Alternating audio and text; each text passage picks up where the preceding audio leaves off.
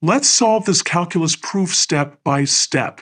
We need to prove that for the function y equals 1/2 times e to the x plus e to the negative x, the square of its derivative equals y squared minus 1. Let's start by finding the derivative of y with respect to x. When we differentiate y equals 1/2 times e to the x plus e to the negative x, we get dy dx equals 1/2 times e to the x minus e to the negative x. Now, to get to our target equation, we need to square the derivative. So, we square both sides of our derivative equation. This gives us dy dx squared equals 1/2 times e to the x minus e to the negative x, all squared. Let's expand this squared term. First, we can simplify the fraction outside to 1/4. Then, we expand the squared binomial inside the parentheses. Here's where we need to be clever. Notice that e to the x times e to the negative x equals 1.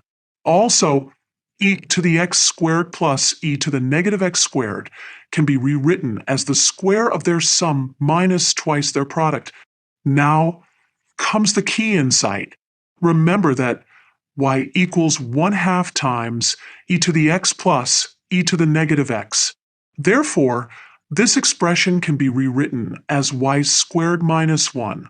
And there we have it. We've proven that the square of the derivative equals y squared minus 1. This is a beautiful result that shows the relationship between a function and its derivative. To visualize this relationship, let's look at the graphs of y and dy dx. The blue curve shows y, which is the hyperbolic cosine function, and the green curve shows its derivative, which is the hyperbolic sine function. This completes our proof and visualization of this fascinating relationship between a function and its derivative.